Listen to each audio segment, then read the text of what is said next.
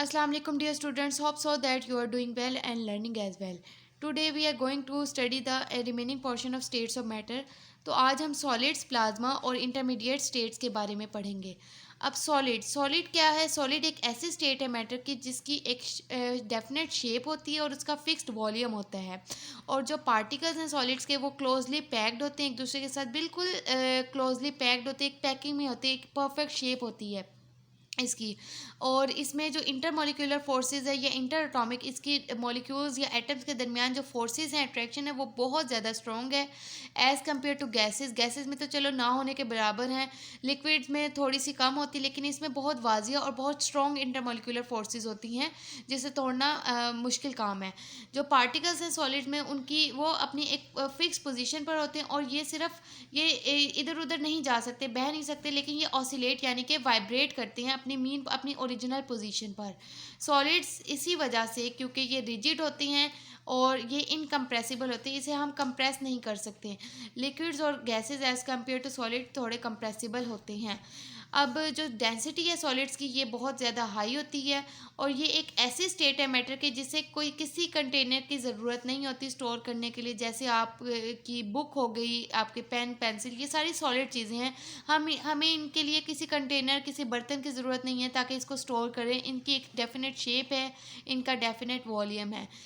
अब इसमें दो टाइप्स आ जाते हैं सॉलिड्स की. जो दो मेन टाइप्स हैं वो है क्रिस्टलाइन सॉलिड यानी जिनकी एक परफेक्ट अरेंजमेंट होती है, और एक होते हैं एमॉर्फस सॉलिड. अब यहाँ क्रिस्टलाइन सॉलिड्स के बारे में बताया गया कि इसके जो पार्टिकल्स हैं वो परफेक्टली अरेंज होती हैं और इनमें जो बॉन्डिंग होती है वो बहुत ज़्यादा स्ट्रॉन्ग होती है और इसलिए इनकम्प्रेसिबल, मतलब इसे कंप्रेस नहीं कर सकते, और ये इसी वजह से बहुत ज़्यादा डेंस सब्सटेंस होते हैं. आगे चलते हैं, आगे हम प्लाज्मा की बात करते हैं. ये एक ऐसी स्टेट है मैटर की जो बहुत ज़्यादा अहम है, लेकिन ये रोज़मर्रा ज़िंदगी में हम इसको बहुत कम देखते हैं, इससे इंटरेक्शन ज़्यादा नहीं होता हमारा. ये इसकी कॉम्पोजिशन क्या है, यानी कि ये किस तरह किन पार्टिकल से मिलकर बनी है. तो ये जो बहुत वेरी हाई काइनेटिक एनर्जी के पार्टिकल्स होते हैं, मॉलिक्यूल्स होते हैं, उनसे मिलकर बनती हैं. और ये कहाँ पाया जाता है प्लाज्मा? ये हमारे फ्लोरेसेंट ट्यूब यानी कि ट्यूबलाइट में पाया जाता है. लाइटनिंग यानी कि गरज चमक में होते हैं. वेल्डिंग आर्स जो वेल्डिंग का काम करते हैं, तो उसमें भी प्लाज्मा का काम होता है, प्लाज्मा पाया जाता है. और प्लाज्मा किससे मिलकर बनती है? ये पार्शली आयनाइज्ड गैस होती है, मतलब गैस की फॉर्म है, लेकिन ये कॉम्बिनेशन है इलेक्ट्रॉन्स का, आयंस का, फोटॉन्स का. तो ये एक पार्शली आयनाइज्ड गैस है. नेक्स्ट पैराग्राफ की तरफ चलते हैं जिसमें हमें बताया गया कि मैटर की इंटरमीडिएट यानी कि दरमियान वाली स्टेट्स भी होती हैं. ऐसी स्टेट जो सॉलिड और लिक्विड का मिक्सचर होती है या लिक्विड और सॉलिड से मिलकर बनी होती है. इसकी एग्जांपल जो बहुत इंपॉर्टेंट एग्जांपल है वो है super critical fluids, liquid crystals और ग्राफीन.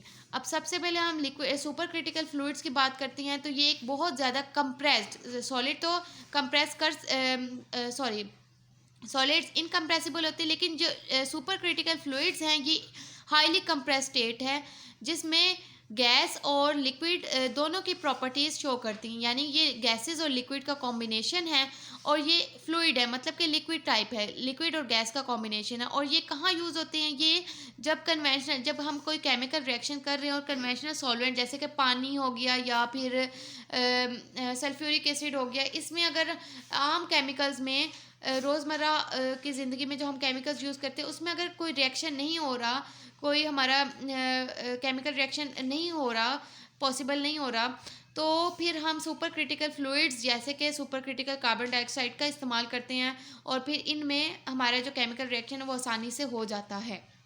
नेक्स्ट पेज की तरफ हम चलते हैं, पेज नंबर 6. इसमें ये बताया गया है फर्स्ट पैराग्राफ में कि जो लिक्विड क्रिस्टल्स हैं वो मैटर की एक ऐसी स्टेट है जिसकी जो प्रॉपर्टीज़ हैं यानी खसूसियात है वो दोनों कन्वेंशनल लिक्विड की भी होती हैं और क्रिस्टलाइन सॉलिड की भी खसूसियात इसमें पाई जाती हैं. लिक्विड क्रिस्टल्स ऐसे क्रिस्टल्स हैं जो कि एलसीडी में इस्तेमाल होते हैं. अब एलसीडी का मतलब है, LCD stand for liquid crystal display. तो ये कंप्यूटर के मॉनिटर्स, क्लॉक्स, वॉच, घड़ियाँ वगैरह, मतलब डिस्प्ले की जितनी चीज़ें, मॉनिटर्स वगैरह हैं और नेविगेशन सिस्टम, इनमें ये एलसीडी या लिक्विड क्रिस्टल्स यूज़ होते हैं.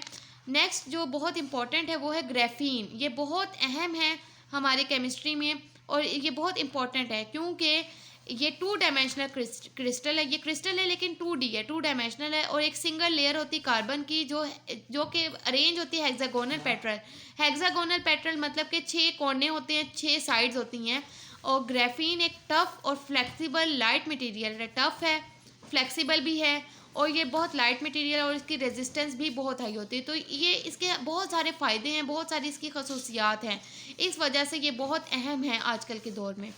स्टेट्स ऑफ मैटर, अब कुछ ऐसे स्टेट्स हैं मैटर की, जैसे कि मैंने बताया था टोटल 7 स्टेट्स हैं। 4 स्टेट्स के अलावा और भी बहुत सारी स्टेट्स हैं जो हमारे कॉमनली हम यूज़ नहीं करते। तो ऐसी स्टेट्स जो कॉमनली हम एनकाउंटर नहीं करते उनको कहते हैं एग्जॉटिक स्टेट्स मैटर की।